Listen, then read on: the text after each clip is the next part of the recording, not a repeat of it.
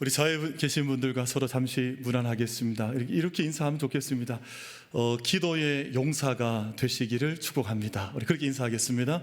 기도의 용사가 되시기를 축복합니다.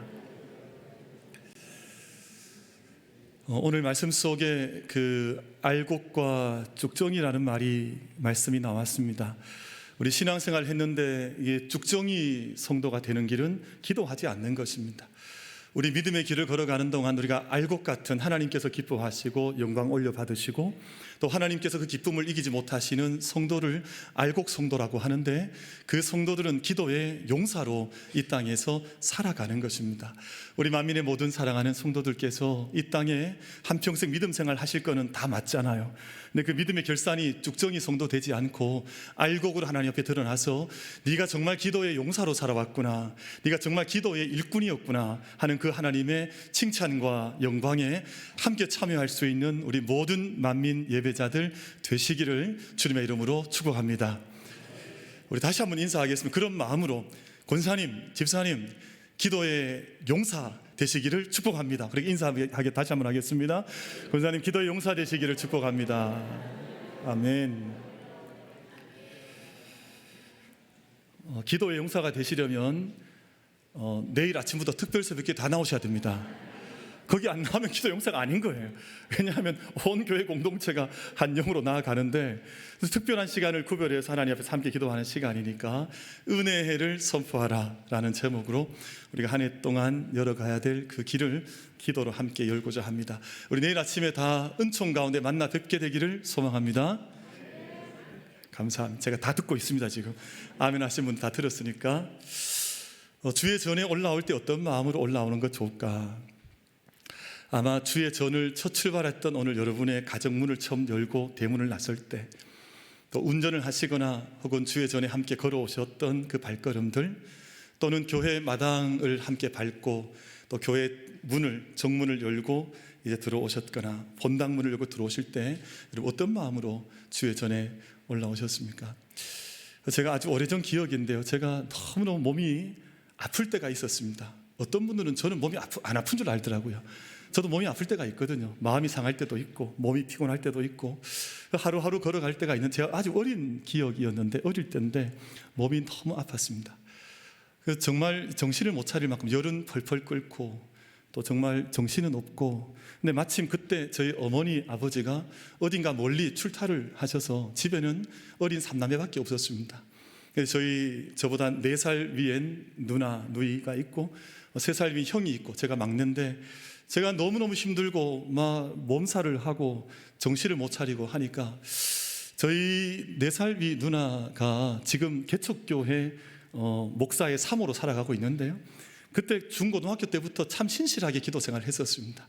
근데 그때 저희 누나가 아픈 저를 4살 미친 남동생, 어린 동생이었으니까 안고 기도를 해줬습니다. 하나님 앞에 기도를 드리는데 그때 제 마음에요, 얼마나 큰 평강이 임했는지 몰라요. 그 순간 제가 잠도 못 자고 몸은 힘들고 열이 끓었는데 제가 그 기도 안에서 이렇게 잠이 들었던 기억이 있어요.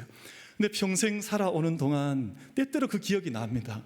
누나가 이렇게 품어 안고 기도해 줬는데 누나도 나이가 많지 않았죠. 그런데 그때 그 기도했던 시간들이 얼마나 큰 은혜로 기억이 되는지 모릅니다. 사랑하는 모든 예배자, 우리 만민 가족 여러분, 함께 주의 전에 올라오셨습니다.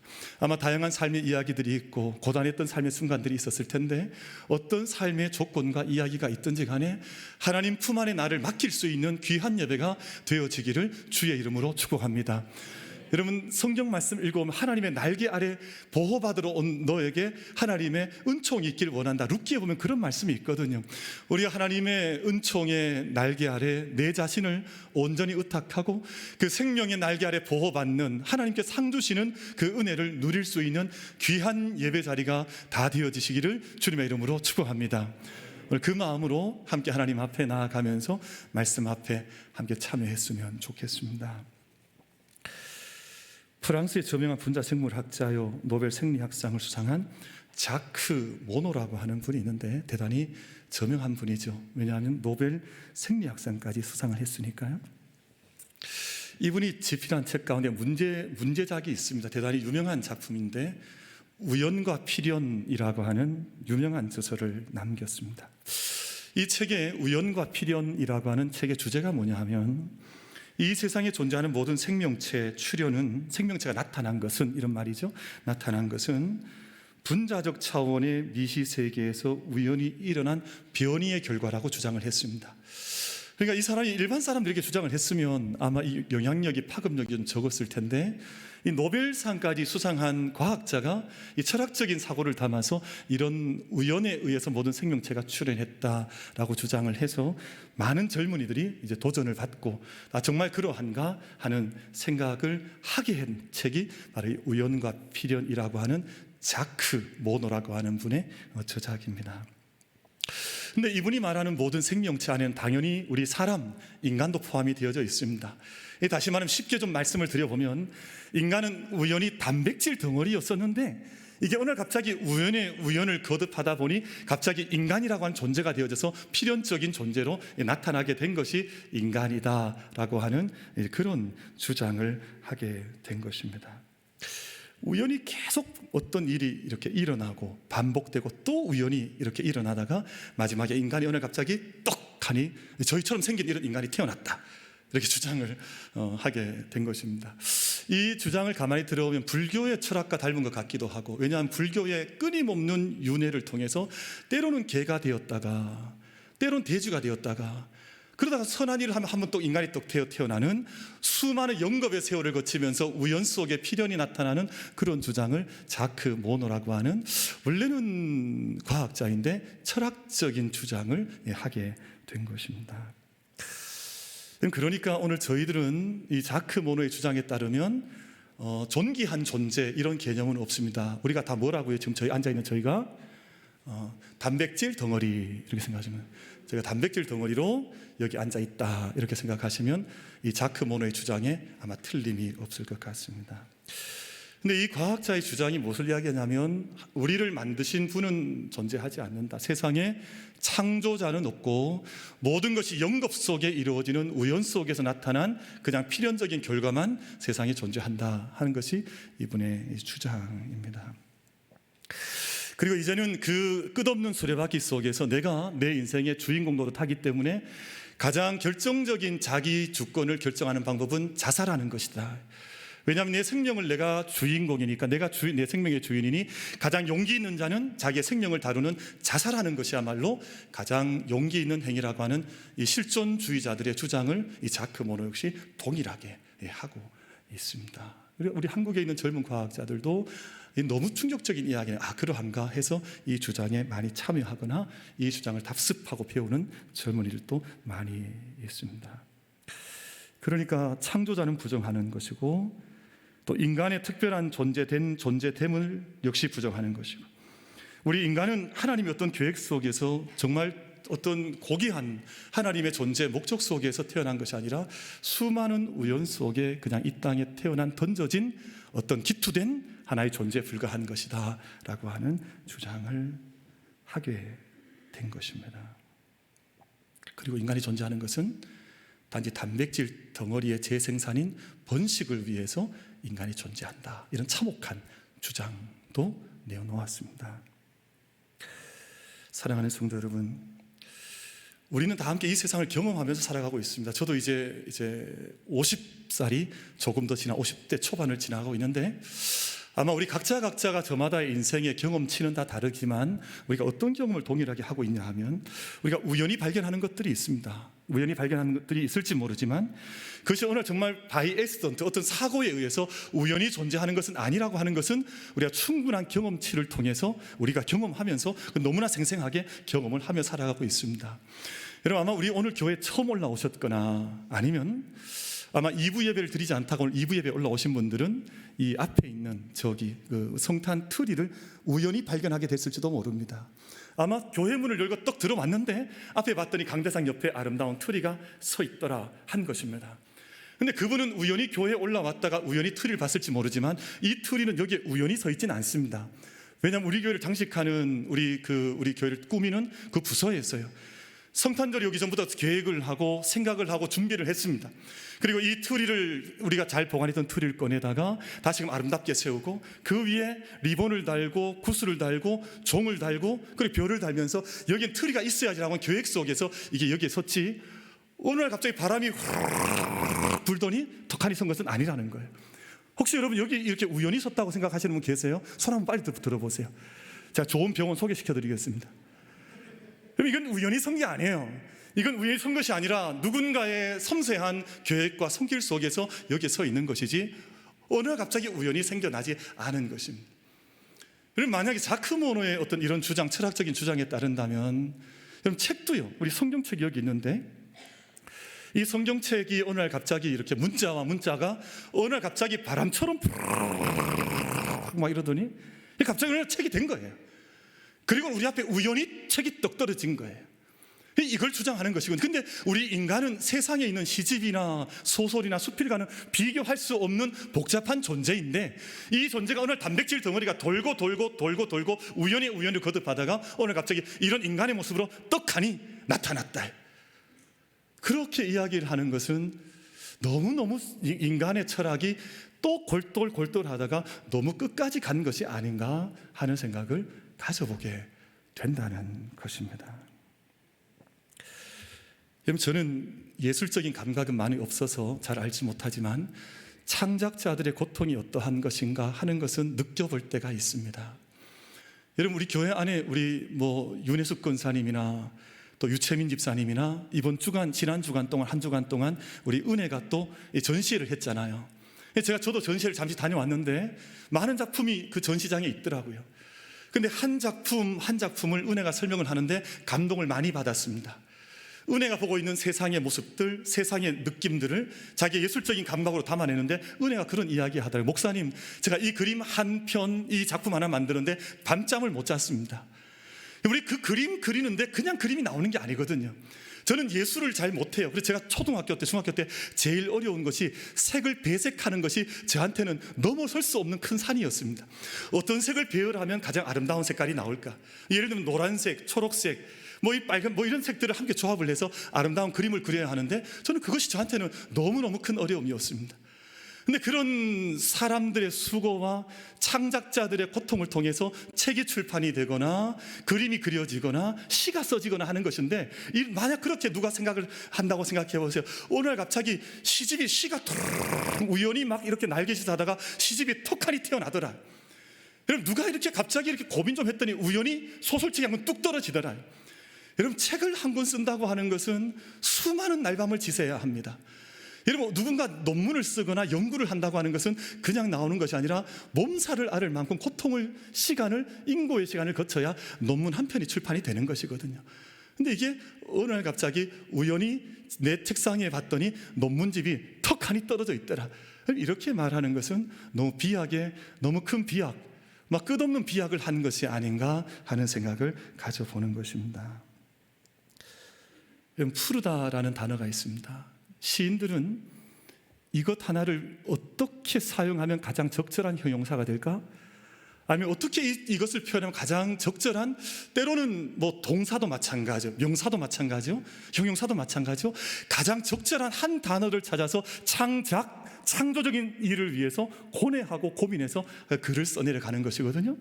우리 푸르다라고 하는 단어가 있습니다. 근데 푸르다는 단어가 우리 한국에도 이와 이제 파생된 단어가 너무너무 많습니다. 푸르수레하다, 푸르스름하다, 푸르죽죽하다, 푸르댕댕하다, 지푸르다, 검푸르다, 파랗다, 새파랗다, 시퍼렇다, 파르무레하다, 파르파르하다. 그럼 이 단어 하나를 선별하기 위해서 시인은 몸부림을 치고 이 한 단어를 가져와서 자기에게 가장 적합한 지금 표현해내고자 하는 그 형용사를 구분해서 이 시를 써내려가는 것이거든요. 근데 오늘 갑자기 모든 것들이 우연에 의해서 모든 것들이 완성되어 창조세계가 일어났다고 하는 것은 너무 큰 비약의 결과가 아닌가 하는 것입니다. 사랑하는 성도 여러분, 하나님의 창조는 우연하게 창조되지 않았습니다.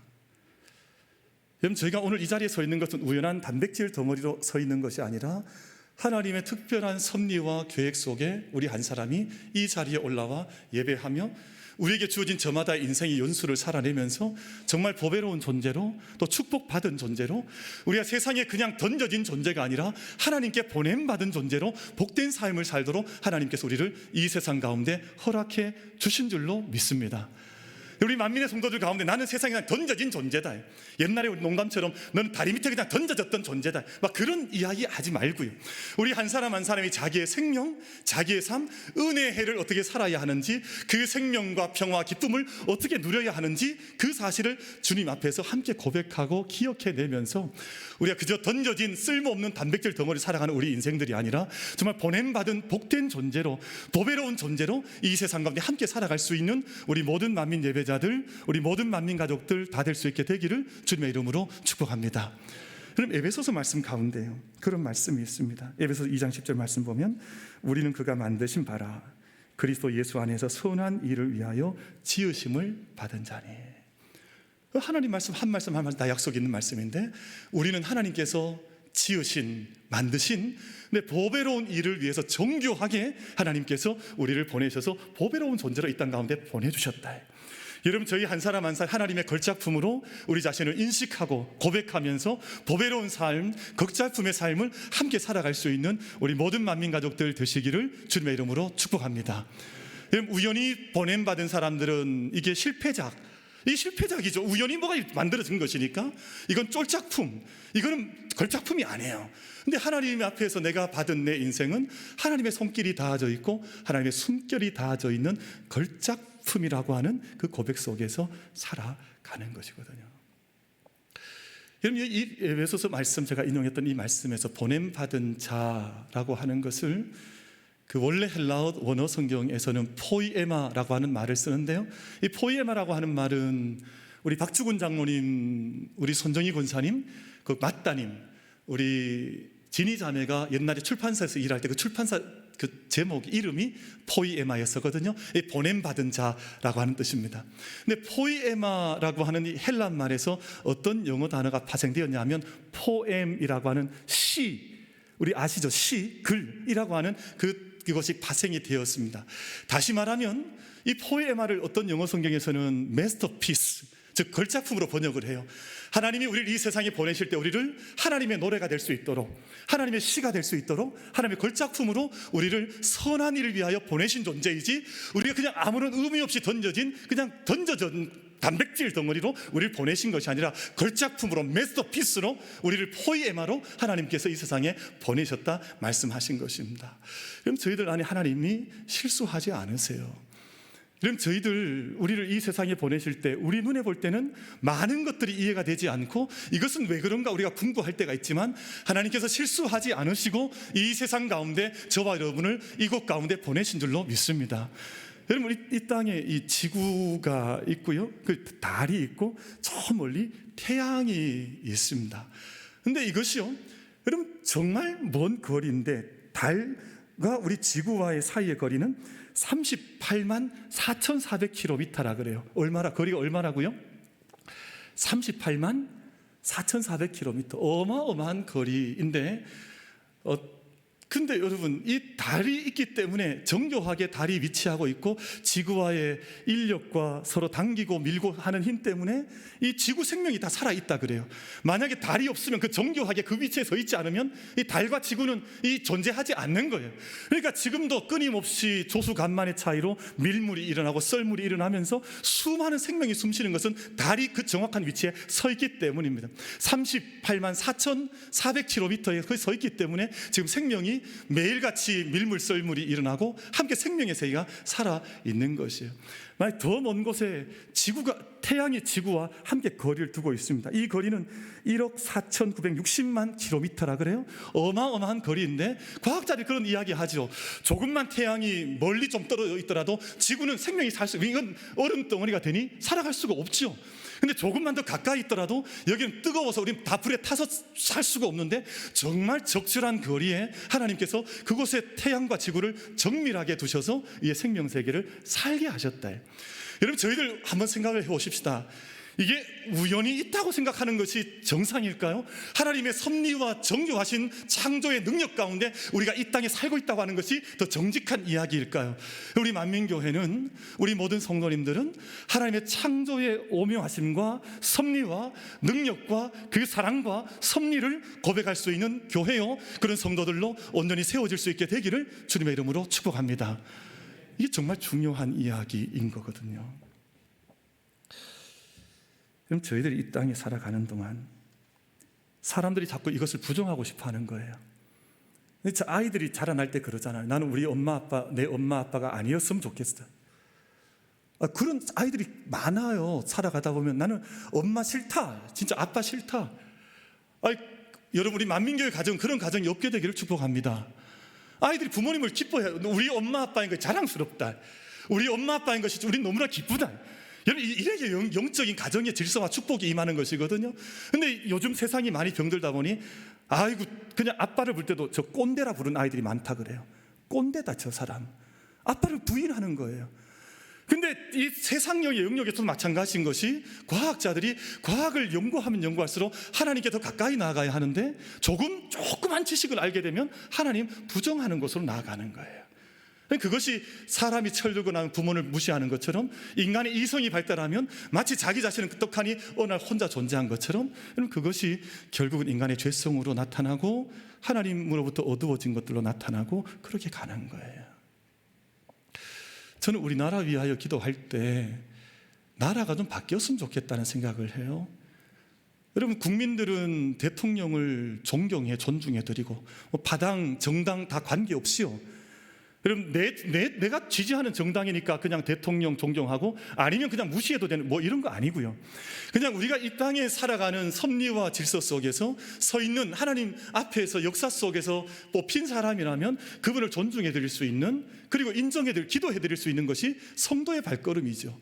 세상 사람들이 어떤 형태를 살아가든지 간에 우리 만민의 모든 성도들께서는 영적 질서, 영적인 은총이 우리 성도들의 심령 가운데, 삶 가운데 임할 수 있게 되기를 주님의 이름으로 축복합니다. 부모님 섬기는 것이 그렇게 어렵습니까?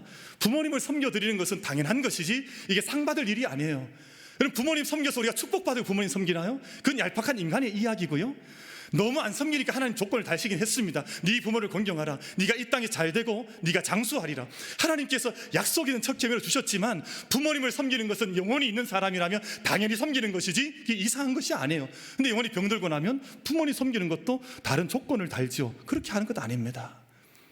교회든 가정이든 모든 곳에서 영적인 질서가 얼마나 정확하냐 하는 것은 축복의 그릇으로 살아갈 것이냐 그렇지 않은 것이냐를 결정하는 것인데, 여러분, 저희가 하나님 앞에서 세례라고 하는 예식을 갖습니다. 세례가 무슨 예식이냐 하면 나의 옛 자아는 다 죽어진다는 뜻입니다. 저 강물 속에, 저 물 속에 나를 온전히 집어넣어서 옛 자아는 죽어지고 내가 새로운 생명으로 태어난다고 하는 그 예식이 바로 세례라고 하는, 세례와 성만찬은 우리 교회에서 가장 중요한 예식인데요. 제가 고등학교 다닐 때 저희 아이들 학교 한 60명 정도가 같은 반에 있었는데 거기도 믿는 아이도 있고 믿지 않는 아이도 있었습니다. 그런데 제 기억에는 믿는 아이든 믿지 않는 아이든 교회 다닌다 하면 가장 중요한 이야기는 세례였습니다. 믿지 않는 세상 아이들이요, 저한테 질문 많이 했어요. 야, 너 세례 받았냐? 그럼 난 세례 받았지. 제가 이야기를 했었거든요. 그러니까 교회를 다니냐 교회를 다니지 않느냐는 결정은 어디서 이루어졌냐 하면 세례에서 이루어졌습니다. 당신이 세례를 받았습니까? 당신이 정말 세례를 받았습니까? 하는 이 질문이 우리는 정말 중요한 질문이라서 우리 만민교회는요, 세례를 준비하면 함께 온 교회가 뜨겁게 기도하는 겁니다. 이번에 세례 받는 분이 정말 하나님 앞에서 자기 옛 자아가 죽어지고 새 생명이 태어나는 거룩한 예식이 되게 해주시고, 우리 교회가 세례를 볼 때마다 함께 기뻐하고 축복하면서 이번 하나님 앞에서 우리가 함께 받는 세례가 정말 새 생명 태어나는 세례가 되게 하여 주시옵소서, 이 기도하면서 세례 예식을 함께 맞이하는 거예요. 근데 그 세례 예식을 처음 우리 가운데 보여주었던 이가 성경 속에서는 세례 요한이라고 하는 인물입니다. 그럼 세례 요한의 활동은 성경 속에 대단히 놀랍도록 충격적으로 기록이 되어져 있어서 아마 당시에도 길을 찾고자 하는 사람들이 많았던 것 같습니다. 길을 찾지 못했습니다. 내가 군인으로 살아갑니다. 내가 장사를 합니다. 내가 세리로 살아갑니다. 근데 자기가 살아가는 것 같지만 내 마음속에 뭔가 막힌 뭔가가 있는 거예요. 내가 살아가는데 만족이 없습니다. 기쁨이 없습니다. 어떻게 살아가야 할지 알지 못하겠어요. 그러니까 사람들이 저 광야에 한 사람이 뭐 털옷을 입고 그리고 메뚜기를 먹고 석청을 먹는데 영적인 놀라운 선지자가 나타났다는 소문을 들고 찾아갔는데 그이가 바로 세례 요한이었습니다. 세례 요한이 세례를 베푸는데 많은 사람들이 와서 세례를 받고 그 앞에서 세례 요한이 그 심판을 면할 수 있는 임박한 진노와 심판을 너희가 정말 피하려고 하면 세례를 받고 회개하라고 하는, 회개를 요청하는, 심판을 심판하는 그 세례의 메시지를 사람들에게 선포하면서 요단강 동편에서 세례를 베풀었습니다. 근데 그때 세례 요한이 어떤 중요한 말씀을 하는 거 하니, 나는 너희에게 물 세례를 베풀지만 이제 오실 그분은 너희에게 물 세례가 아니라 성령의 세례를, 불 세례를 베푸는데 나는 그분의 신들매를 감당하지 못할 만큼 그분은 나와는 다른 세례를 베푸는 분이라고 세례 요한이 그 진술을 하는 거예요. 아니, 세상에 많은 사람들이요, 당시에 길을 찾지 못한 사람들이 다 세례 요한에게 나오는데 세례 요한은 나는 그 길을 준비하는 사람에 불과하지 정말 오실 분이 계신데, 정말 너희의 주가 되신데 그분은 너희에게 불 세례를, 너희에게 성령의 세례를 베푸실 그분이 우리 가운데 오신다 하는 그 증언을 세례 요한이 내어놓게 된 것입니다. 사랑하는 성도 여러분, 세례 요한은 심판을 선포했지만 예수님은 용서와 구원을 선포해 주셨습니다. 세례 요한은 심판에 대한 이야기를 했지만 예수님은 하나님 나라의 복음이 용서와 기쁨의 세계를 하나님께서 선포하시는 것을 예수님께서 우리 가운데 들려주셨습니다. 그래서 세례 요한은 나는 신들매를 감당치 못한다, 나는 너희에게 심판을 선포하지만 다시 오실 그분은, 너희 가운데 오실 그분은 너희 가운데 하나님 나라를 선포하며 생명을 선포하며 생명을 주실 것이며 평화를 주실 것이며 기쁨을 주실 그분이 우리 가운데 오신다고 하는 사실을 세례 요한이 진술을 했습니다. 그랬더니 예수님께서 이후에 세례 요한에서 무슨 언급을 하시냐 하면 이런 중요한 언급을 하시는데, 마태복음 11장 11절 말씀했어요. 여인이 낳은 사람 가운데 세례 요한보다 큰 사람이 없다. 그럼 세례 요한의 영성이 얼마나 뛰어나고 놀라웠던지 세례 요한을 예수님께서 극찬을 하신 것입니다. 근데 이어서 어떤 말씀하는 거 아니? 그러나 하나님 나라에서는 어린아이라 할지라도 세례 요한보다 큰 이가 될 것이다. 무슨 말씀이냐 하면 이 세상의 심판 안에 머물러 있고요, 율법의 굴레 안에 머물러 있고 세상 육체 속에 머물러 있는 심판밖에 알지 못하면 하나님 나라의 그 생명과 영광과 기쁨을 알지 못하는 사람이 되어져서 어린 아이보다도 그곳에만 머물게 되면 세례 요한이 큰 사람이지만 그곳에서만, 물 세례에서만 머물러 있어서는 안 된다는 것을 예수님께서 말씀을 해주신 것입니다. 사랑하는 만민의 모든 예배자 또 가족 여러분, 우리가 예수님의 이 말씀과 같이 우리 모두가 물 세례에 머물러 있는 자들 아니라 심판, 임박한 진노와 심판 안에만 머물러 있는 믿음의 인생들이 아니라 하나님의 나라를 우리한테 보여주시고 가르쳐주시고 선포해주신 예수 그리스도의 은혜의 해를 우리가 받은 사람들인데, 그 복음의 능력과 현실 가운데에서 생명을 누리고 평화를 누리고 기쁨의 삶을 함께 달려갈 수 있는 우리 모든 만민 가족들, 예배자들 다 될 수 있게 되기를 주님의 이름으로 축복합니다. 그것이 은혜의 해를 살아가는 사람들이 가져야 할 새로운 세례, 새로운 태어남의 은혜를 주님께서 그렇게 말씀하신 것입니다. 그래서 우리가 믿음의 삶을 살아갈 때 어떤 분들을 보면 물 세례에 머물러 있는 경우가 많아요. 임박한 진노, 그러니까 그 임박한 절박한 회개 안에 머물러 있는지 모르지만 은혜의 해를 살아가지 못해요. 여러분, 정말 우리가 은혜의 해를 함께 살아가서 그 안에 있는 생명과 평화와 기쁨의 하나님의 은혜의 시간들을 일평생, 여러분 일평생이라 할지라도 우리 인생은 그렇게 길지 않습니다.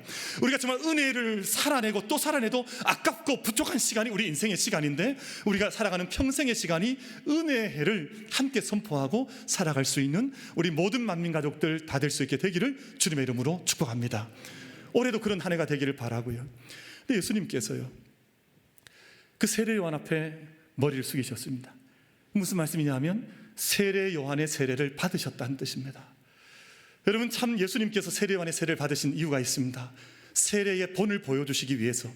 예수님은 세례를 받을 필요가 없는 분이었어요. 왜냐하면 죄 있는 사람이 세례 받는 거잖아요. 근데 예수님 죄가 없으신 분이신데 그 세례 요한 요단강가에서 세례 요한으로부터 세례를 받으실 때 하늘 문이 열렸다 했습니다.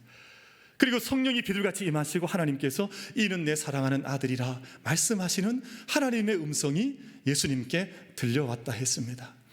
그럼 저는요, 제가 회개할 게 하나 있는데, 저는 예전에 제가 그 30대 전임 전도사, 또 30대 후반 40대 초반에 부목사 시절을 살아갈 때 담임 목사님께서 하늘문이 열린다 이 설교를 자주 하셨어요. 근데 이게 마음에 와닿지 않다. 하늘문이 열린다는 게 도대체 너무 추상적 아니냐, 이게 너무 이상한 성경의 어떤 성경적 진술에 불과하지 하늘문이 열린다는 의미를 잘 알지 못했습니다. 근데 제가 요즘 경험하는 것이 하늘문이 닫히면 인간에게는 소망이 없다. 하늘문이 닫히고 나면 우리가 하나님께서 우리에게 문을 열어주지 않으면 우리의 인생은 닫힌 인생이 되어지고 인간의 죄악의 인생이 되어지고 인생이 어찌할 바를 알지 못하는 죄악의 인생이 육체의 인생이 되어지는데 그 위에 하늘문이 열리는 자가 복된 인생을 살아가는 것이구나, 이런 절감의 절감을 다시금 반복해서 하고 있습니다. 사랑하는 성도 여러분, 예수님께서 본을 보여주시고 그 세례 받으시면서 하늘 문이 열리고 하나님께서 이는 내 사랑하는 아들이라 내 기뻐하는 자라 말씀하신 것처럼 우리가 성령으로 거듭나지고 우리가 성령의 불길로 거듭나지고 말씀으로 거듭나는 삶을 살 때 하나님께서 내 인생을 긍정해 주시고 위로부터 하늘 문이 열려지는 놀라운 믿음의 은총을 함께 걸어갈 수 있는 우리 모든 만민 예배자들 다 되시기를 주님의 이름으로 축복합니다. 그래서 하나님, 우리 가운데 하늘 문을 열어주시고 우리 가운데 하나님의 늘 음성이 우리 가운데 울려 퍼지게 하여 주셔서 우리가 그냥 물질에 갇혀져 있는 단백질 덩어리 인생이 아니고요, 우리가 우연히 이 세상 살아가는 그냥 물질의 종로 뛰어 살아가는 인생들이 아니라 하늘 문이 열려져 그 생명의 세계를 살고 복음의 세계를 살고 하나님 기쁨의 세계를 살고 죽은 자가 일어나며 병든 자가 고침을 받고 눈먼 자가 앞을 보며 하나님 앞에 생명 세계를 살아가는 그 놀라운 하나님의 은혜의 세계를 함께 걸어갈 수 있는 우리 모두가 되게 하여 주옵소서. 함께 기도하며 응답에 이룰 수 있는 우리 모든 예배자들 되시기를 주님의 이름으로 축복합니다. 그럼 저희가 여기서 한 가지 과제가 생겨났습니다. 여러분, 우리 한국 안에, 우리 한국뿐만 아니라 전 세계 안에 결혼하지 않는 풍조들, 그리고 동성애라는 것이 만연을 해서 이제 아이를 낳을 수 없는 구조가, 세상이 새로운 가정의 틀들이 만들어진다 하는 이야기들과 도전이 정말 불길처럼 일어나고 있는 그런 시대입니다. 그럼 제가 미국에 살 때는, 미국에서 목회할 때는 매일 아침마다 라디오를 켜면 매일같이 동성애 이야기였습니다. 그때는 라디오 켜면 동성애 이야기였습니다. 이게 어떤 주에서는 허락이 되었다, 어떤 주에서는 지금 불법이고 지금 사람들 사이에 뭐 이렇게 시위가 일어나고 충돌이 일어난다, 매일같이 그 뉴스밖에 없었습니다. 왜 사회가 이렇게 갈까 많이 의아했었거든요. 근데 한국에 돌아와서도 이제 10년째를 보내고 있는데 지금 우리 한국 사회가 그렇게 되어 있습니다. 매일 성적인 충돌과 갈등과 동성애에 대한 이야기들이 세상에 많아요. 더군다나 이제 결혼과 가정은 이제 구시대의 유물로 취급이 되어지고 결혼하지 않겠다, 이제 그런 시대가 되어, 그러니 당연히 따라오는 것이 출생률이 떨어졌습니다. 그래서 2021년의 통계에 따르면 전 세계 198개국 가운데 우리 대한민국이요, 출생률 몇 등 했냐 하면 198개국 가운데 198등 했습니다. 2년, 3년째 출생률이 가장 저조해서 통계를 내봤더니 이 출생률이 1.1% 밖에 되지 않는 거예요. 그럼 전 세계 출생률 지금 2.4%거든요. 당시 2년 전에 출생률이 1.1%. 근데 우리 지금 38선 저 넘어 있는 북한이요, 우리보다 좀 나았습니다. 거기는 1.9%. 우리보다 아기를 좀 더 낳는 거예요. 근데 이게 2021년 통계입니다. 작년 2022년 하반기 통계에 따르면 이 비율이 더 떨어져 버렸습니다. 2022년 12월 보고, 얼마 전 지난달 보고잖아요. 3분기 출생률이 0.79명이에요. 이제는 아이를 한 명도 낳지 않는 시대로 접어들어 출생률 자체가 바닥을 치고 있습니다. 그럼 단순 보고로 계산을 해보면 100년 뒤에는 이 땅에 사람 없습니다. 아니, 가정을 세우지 않는데 무슨 자녀가 있겠어요? 또 아이를 낳지 않는데 어떤 미래가 있겠습니까? 이런 시대로 함께 급물살을 타고 있습니다. 제가 왜 이 말씀을 드리냐 하면 결론입니다. 세상에 육체의 자녀도 사라져가지만 영적인 자녀가 사라져가고 있습니다. 예, 물 세례는 받았는지 모르지만 성령의 세례를 갈망하고 내가 정말 너는 하나님의 지으신 바라 내가 선한 일을 위하여 하나님께서 만드신 그 하나님께 보냄받은 자라고 하는 이 사실을 기억하는 사람들이 점점 더 사라져가니요. 여러분, 우연히 던져진 존재인이 전쟁을 하고 사람들이 죽어나가도 아무런 아픔이나 고통을 느끼지 못합니다. 왜냐하면 단백질 덩어리 하나 사라져가는데 무슨 고통을 느끼겠어요? 그러니 세상이 영적인 어둠 속에 점점 더 침잠에 들어가고 있다고 하는 말씀을 함께 나누는 것입니다. 그런데 오늘 주님께서 우리에게 보여주신 것은 세례의 본을 보여주셨습니다. 너희는 모든 과거의 옛 자아를 구습을 벗고 씻어내고 옛 자아를 죽여내고 새로운 존재로 태어나서 너희가 복음의 존재로, 생명의 존재로, 평화의 존재로, 기쁨의 존재로 이 땅 살아가면서 그냥 던져진 기투된 존재가 아니라 보냄받은 존재로, 그리고 거룩한 존재로, 하나님의 특별한 사랑받은 존재로 우리가 정말 걸작품으로 살아가도록 하나님 우리에게 하나님의 은총을 부어주기를 원하십니다.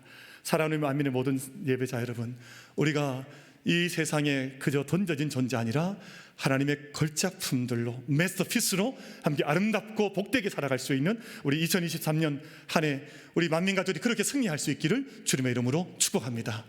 기도하겠습니다.